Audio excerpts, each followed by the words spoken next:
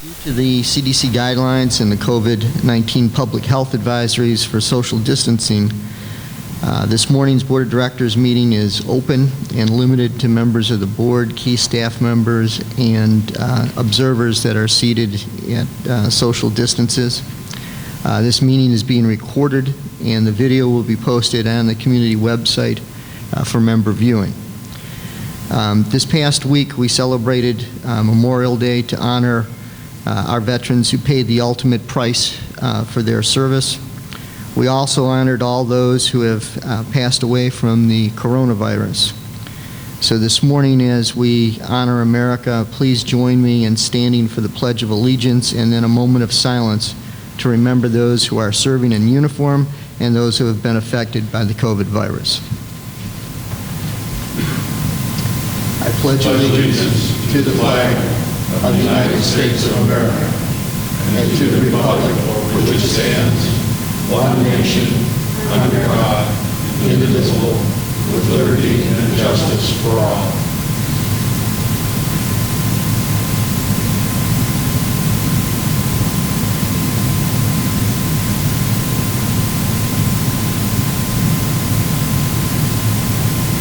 Thank you.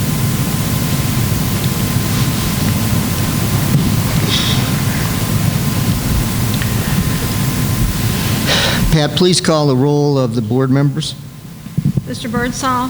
Here. Mrs. Chalfant. Here. Mr. Cox. Here. Mr. Floral. Here. Mrs. Galloway. Mrs. Miller. Mr. Smith. Mr. Chairman, there are 4 board members present, therefore we do have a quorum. Thank you, Pat. And this morning I would share with you that both Steve Smith and Jeannie Miller are attending to family matters that involve health issues, so we certainly want to remember them in our thoughts and our prayers.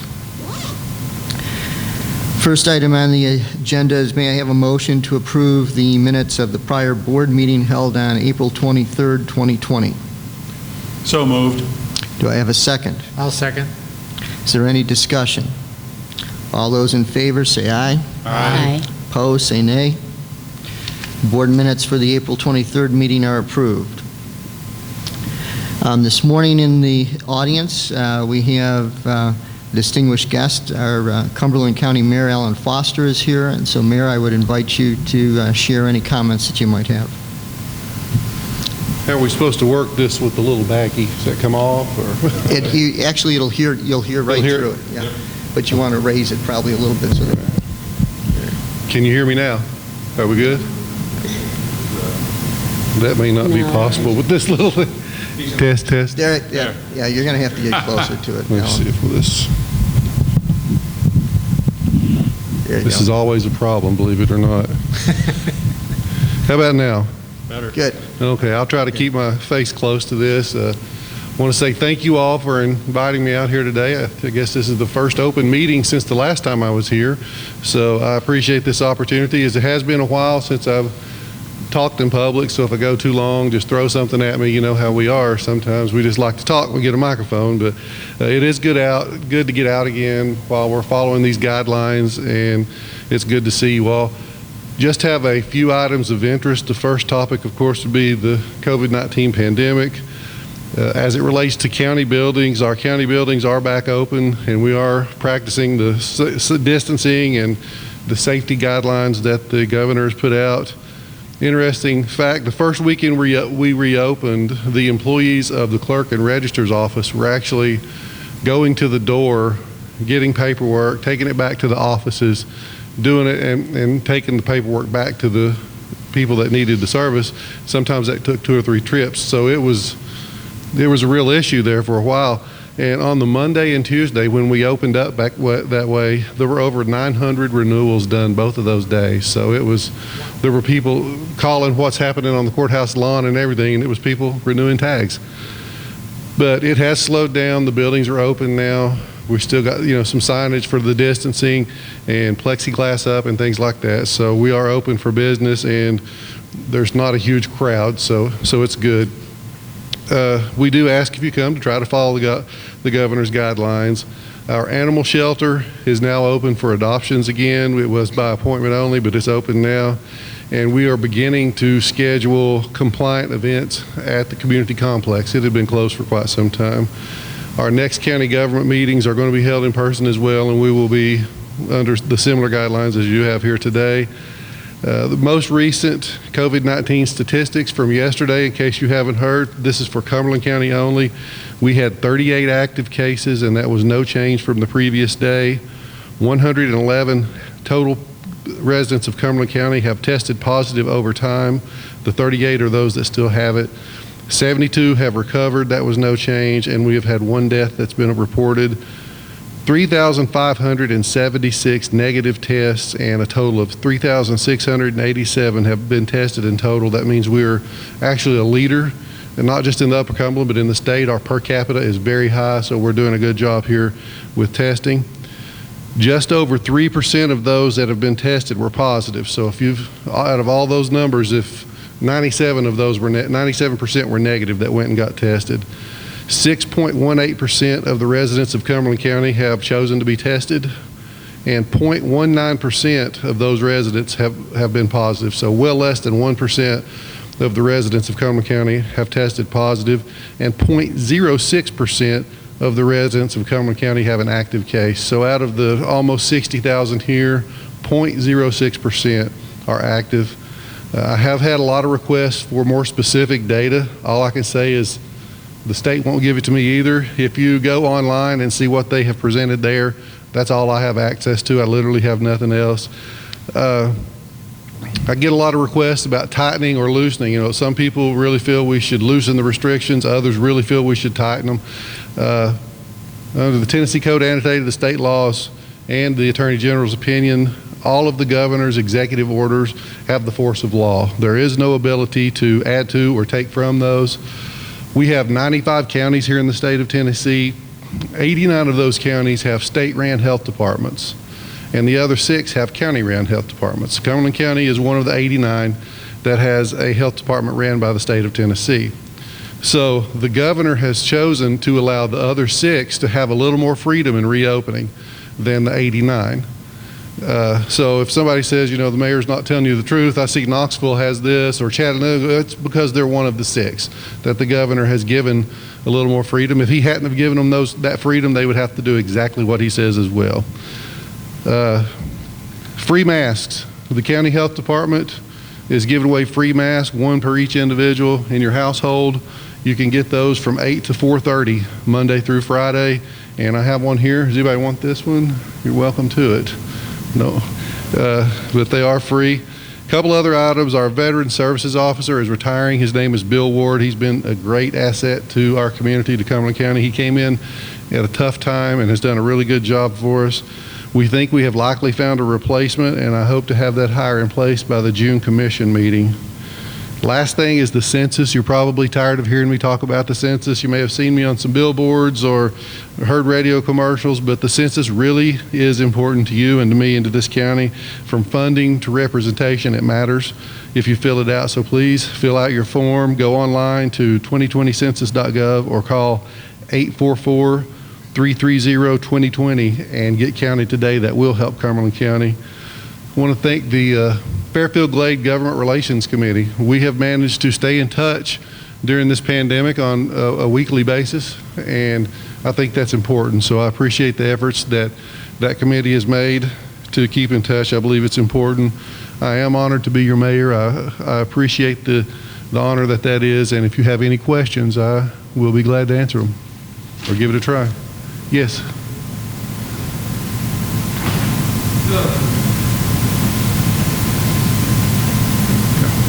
Fairfield Glade has a lot of residents that also have property in another state, and I don't know where their legal residency is. So how does the census count a lot of people here that own property in Florida, Texas, all over the place? Thank you. That's a very good question. It's where you are at on April 1st, I believe it was. So wherever you were on April 1st, that's where you count. Anyone else? Thank you, appreciate it. Thank you, Mayor. Thank you. This morning I'd like to share a few comments from across the board. The reopening strategy reminders. On May 1st, we began to reopen selected facilities with limited service offerings and have implemented a number of precautionary measures and practices to provide a level of protection for those who use our facilities and to protect our community team members who staff our facilities. It is always your individual decision as to whether or not you feel comfortable using our facilities. We will continue to follow the federal and state of Tennessee government guidelines to prevent the spread of the virus with regards to social distancing, the size of gatherings, and all staff who interact with customers are required to wear face coverings. Also, we have installed portable plastic shields at every customer service location and have posted signs regarding social distancing at all facilities. Hand sanitizer is available wherever possible. In order to protect our members and our community club team, personal interactions will be limited, and with a continued emphasis on telephone or electronic communications and transactions wherever possible. There is no established timeline for the duration of each phase of our reopening strategy, and movement to the next phase of our strategy will be determined based upon any additional public health advisories or guidance issued and the impact of our opening activities have on our community. The board and staff hold weekly conference calls to get updates on our operations and to discuss our next steps in the strategy. We continue to reevaluate our actions as the situations develop. However, we must continue to follow all of the public health advisories and will continue to act in the best interests of the community as a whole. 5 key safety principles for reducing COVID exposure. As we proceed through the COVID-19 health crisis in our reopening strategy, there are 5 key principles that everyone should remember and follow for the foreseeable future. Everyone will need to practice the recommended social distancing guidelines. Face coverings are recommended whenever you are in the company of others. Wash your hands every time you touch something you haven't cleaned. Sanitize all high-touch surfaces frequently, and stay at home if you feel sick. Community Club Employee Relief Fund.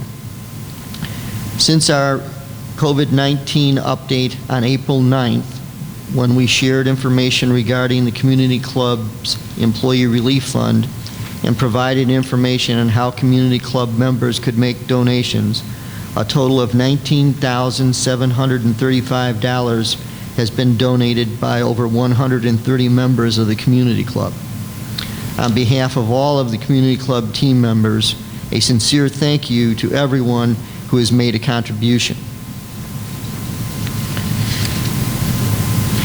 Mirror Lake Entertainment Pavilion update. Construction continues on the new Mirror Lake Entertainment Pavilion. The steel work is now in place, and construction on the rest of the pavilion will continue through the month of May and June. The sewer department will also be relocating sewer lines in the area of the pavilion. Stonehenge Clubhouse renovation update. Our newly renovated and much anticipated Stonehenge Grill reopened on Sunday, May 24th. The dining room, pro shop, and restaurants have all been upgraded. Stonehenge Grill is now open 7 days a week from 8 a.m. to 8 p.m., serving breakfast, lunch, and dinner. And there are a couple of items that we want to clarify.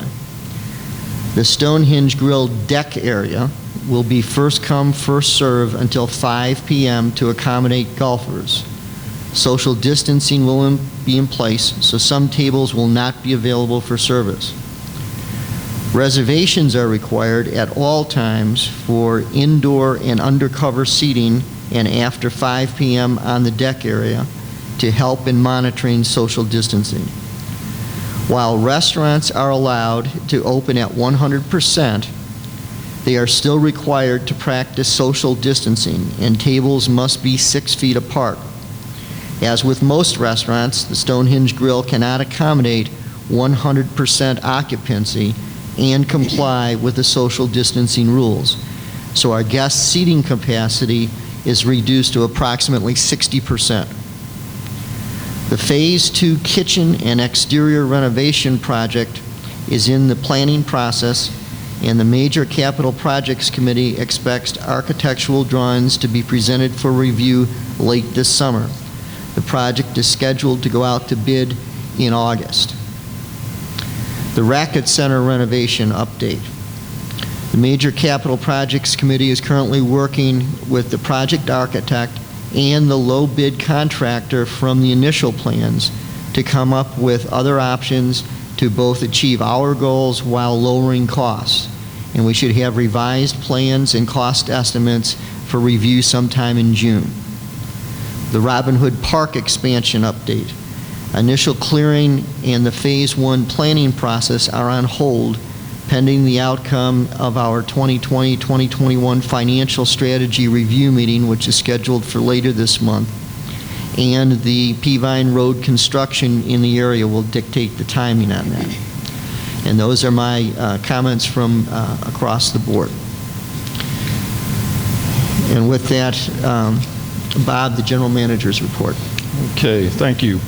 One item on the master plan projects, we're installing the HVAC system for the downstairs of the police building this week.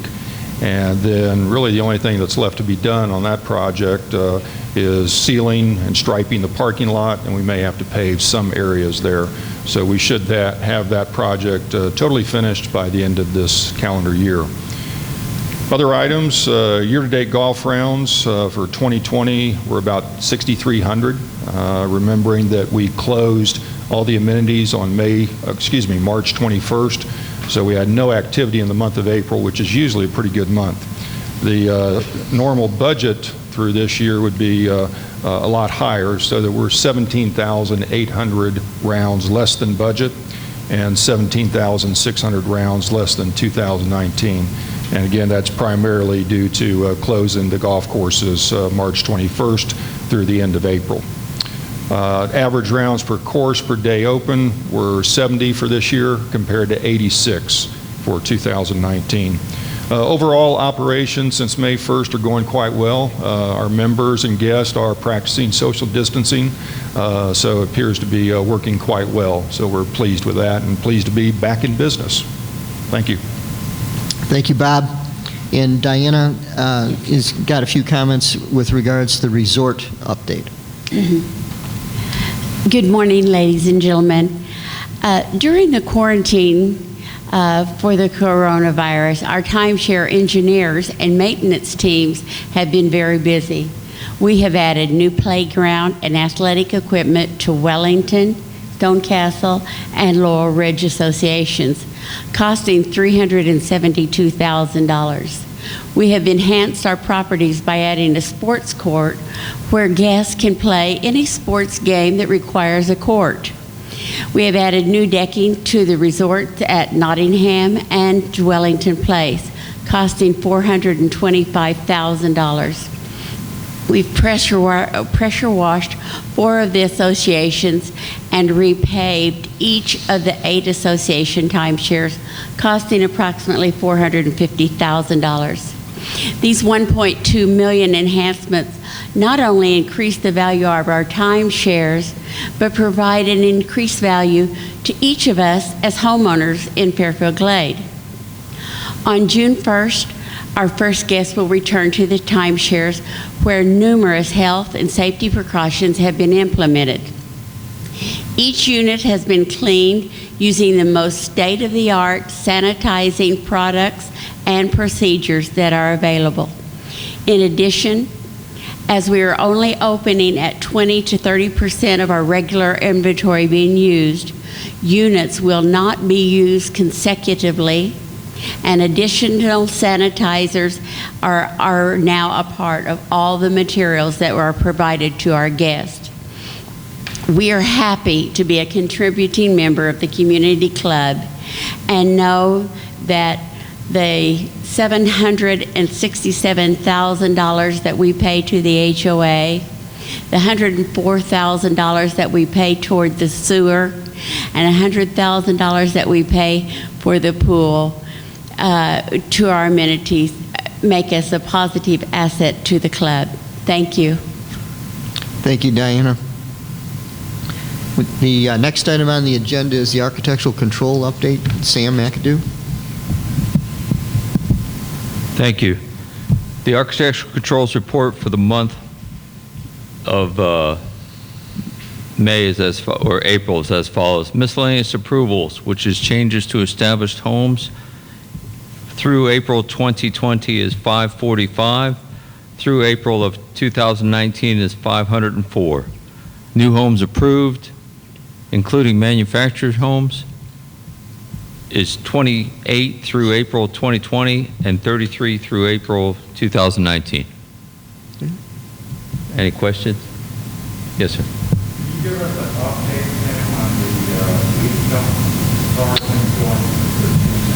The leaf dump is open 3 days a week. It's manned. We're removing the items that come in. It seems to be working very well. We actually had some positive feedback on that. I briefed the board on it.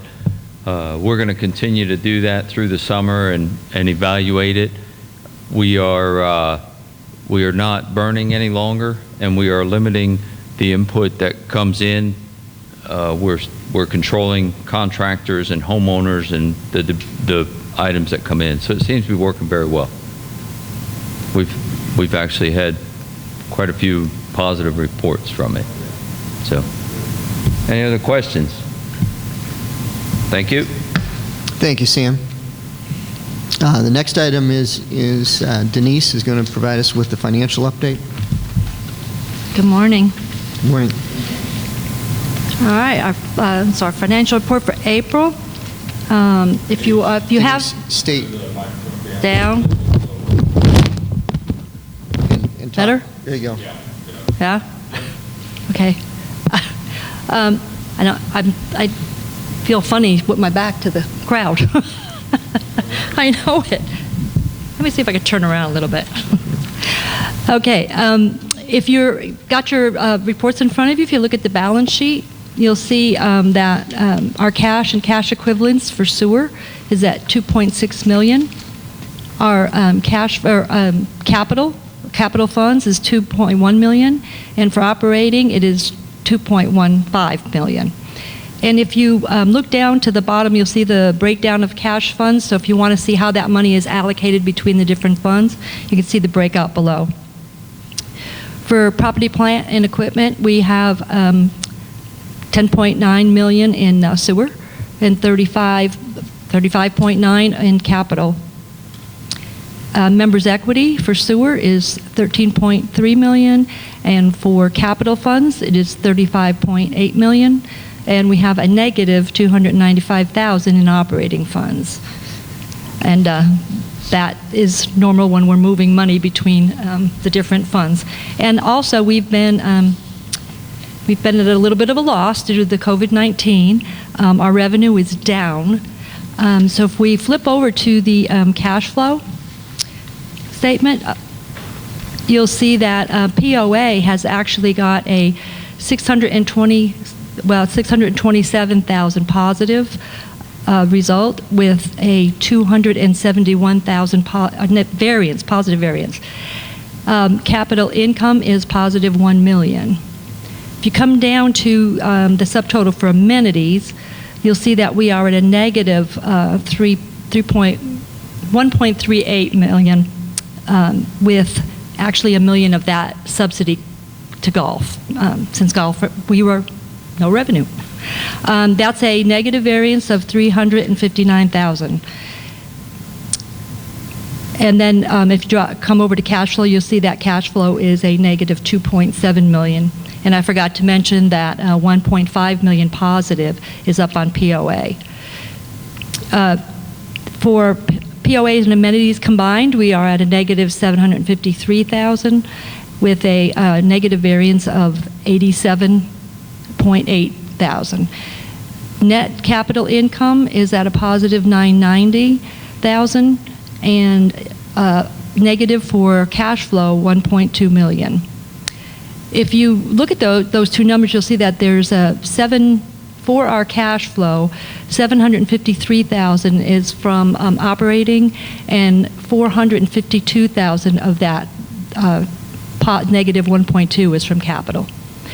Drop down to sewer, they're positive $305,000 for the year. That's a positive variance of $87,000, and their cash flow is a $267,000 or $267.6 thousand. One thing I will mention is on our cash that we have now got up to 73% of our cash is now FDIC insured. So we're doing better there and earning some income that we didn't have previously. Any questions? Thank you. Thank you, Denise.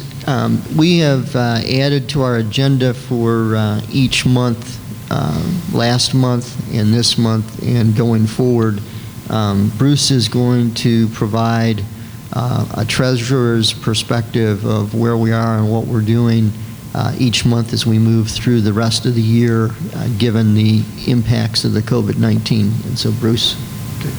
The sewer department continues to operate normally. We started the year with $2.2 million of cash, and we ended April with $2.6 million of cash. The results for the first 4 months are pretty much as expected, and we don't foresee any issues going forward with sewer. The POA operations area is obviously more of a challenge given the fact that our amenities were closed from March 21st through April 30th, and there weren't any timeshare visitors. So we began the year in POA operations with $1.9 million. This excludes capital, which is accounted for separately, as Denise points out. At the end of February, we had $2.6 million. At the end of March, we had $2.7 million. We projected that we'd end up April with $2.3 million, but we actually ended up with $2.15 million, so we were pretty close to our projections there. As stated last month, we've taken some significant actions to reduce our operating expenses, including canceling the $165,000 desilting project and the $650,000 for road paving in 2020. The survey of the roads were completed prior to making the decision to ensure that we didn't have any safety issues. One of our largest controllable expenses is labor. We've recalled some full-time, part-time, and seasonal employees as we opened up some of our facilities. Currently, we have 71 regular employees still on furlough and 27 seasonal employees that have not been recalled. All POA departments were positive to budget in wages, which would be expected with the layoffs, but in addition, the senior managers limited the hours of our active employees to only what was required to maintain our facilities while we were shut down, and I really want to praise Bob and the staff for trying to keep our costs as minimum as we can while we were shut down. In summary, at this point, we continue to be in a good cash position, and we will continue to monitor our income and expenses on a regular basis. We realize that as we reopen, our amenity revenues will be less than what we had budgeted. This being the case, we will continue to reduce POA operating expenses by doing only what's necessary and postponing any POA operations discretionary spending to counter the expected reduced income. And so each month I'll update this report. Okay, are there any questions for Bruce on where we are financially? All right. Next item on the agenda is unfinished business, and we have none listed there. New business, we do have a purchase request for a mini excavator for our sewer department, and Bruce Evans is here to discuss that. Good morning. I have two PRs to present today. The first PR is for $25,000 to purchase a new used mini excavator to assist the grinder pump installs crew. Right now, with the number of grinder pump installs increasing yearly and the equipment that we have in inventory, we're running into a problem getting the grinder pumps installed as quickly as we need. So the mini excavator will shorten the time it takes us to install grinder pumps as the lots become cleared. The mini excavator will also piggyback as or be used to complete small, short sewer extensions.